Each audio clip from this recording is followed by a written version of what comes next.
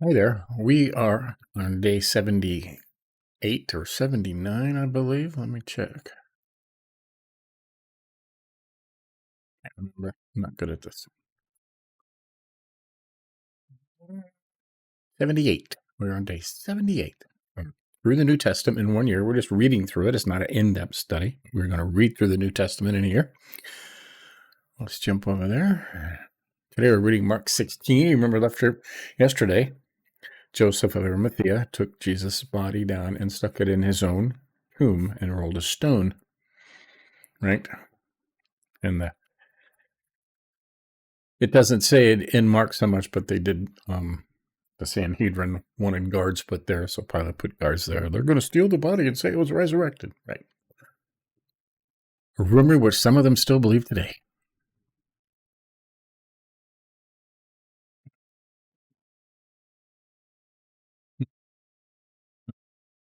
Weird. Okay. When the Sabbath was past, Mary Magdalene, Mary, the mother of James, and Salome brought spices so that they might go and anoint him. And very early on the first day of the week, when the sun had risen, they went to the tomb.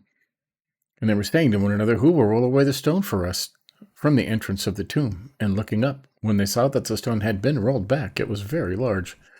And entering the tomb, they saw a young man sitting on the right side, dressed in a white robe, and they were alarmed. And he said to them, "Do not be alarmed. You seek Jesus of Nazareth, who was crucified. He has risen. He is not here. See the place where they laid him. But go, tell his disciples and Peter that he is going before you to Galilee. There you will see him, just as he told you."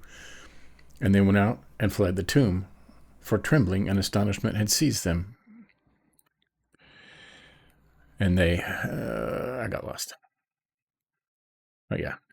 And they said nothing to anyone, for they were afraid. Okay, the angel told them to do something, and they didn't. Okay. And this 9 through 20, it says that's not, some of the earliest manuscripts do not include the next 10 verses, right? But they're in here, so we're going to read them. Okay. And there's some notes, and we'll read the notes too. So, okay. Jesus appears to Mary Magdalene. Now, when he rose early on the first day of the week, he appeared first to Mary Magdalene, from whom he had cast out 7 demons. She went and told those who had been with him, as they mourned and wept. But when they heard that he was alive and had been seen by her, they would not believe it. Wow. The Great Commission. And afterward he appeared to the 11 themselves as they were reclining at a table, and he rebuked them for their unbelief and hardness of heart, because they had not believed those who saw him after he had risen. And when he said to them, "Go into all the world and proclaim the gospel to the whole creation. Whoever believes and is baptized will be saved, but whoever does not believe will be condemned. And these signs will accompany those who believe. In my name they will cast out demons, they will speak in new tongues, they will pick up serpents with their hands, and if they drink any deadly poison, it will not hurt them. They will lay their hands on the sick, and they will recover." So then the Lord Jesus, after he had spoken to them, was taken up to heaven and sat down at the right hand of God, and they went out and preached everywhere while the Lord worked with them and confirmed the message by accompanying signs. Okay.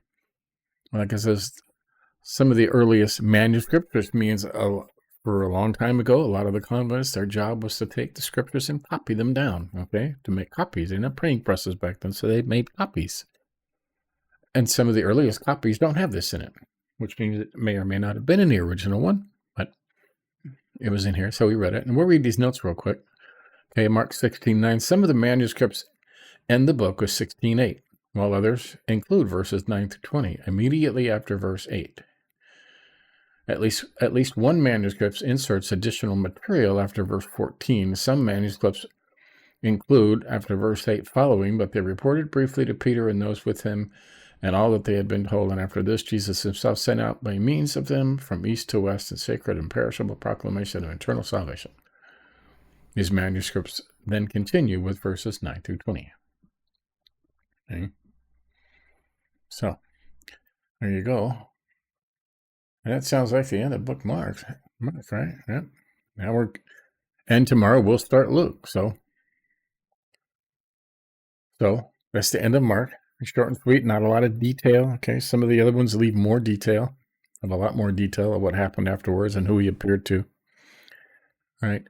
But if you have different witnesses, see different things, okay? And that's the beauty of the Gospels is there are different witnesses and they saw different things, okay? And they saw things differently, okay? If you get a group of witnesses that saw something, right? The first thing when they call there's been a crime, we have witnesses.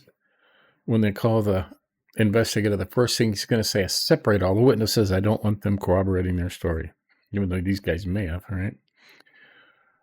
And then they will talk to each witness, and each witness will have his version of what he saw. And since they're different people, different, we have here a tax collector, a doctor, and fishermen. Okay. They're going to look for different things. So they see different things and they report different things. You put them all together and you get the whole story. Okay. So we've finished 2 of them, and now tomorrow we're going to go to the doctor's version, which is Luke. Okay. There you have it. Cool, huh? So we finished Mark. That's exciting. There you go. All right. So catch up on any I missed. If you're just joining us, you could read Matthew and Mark, and then we will start Luke tomorrow. So, but keep studying. Okay. See you next time.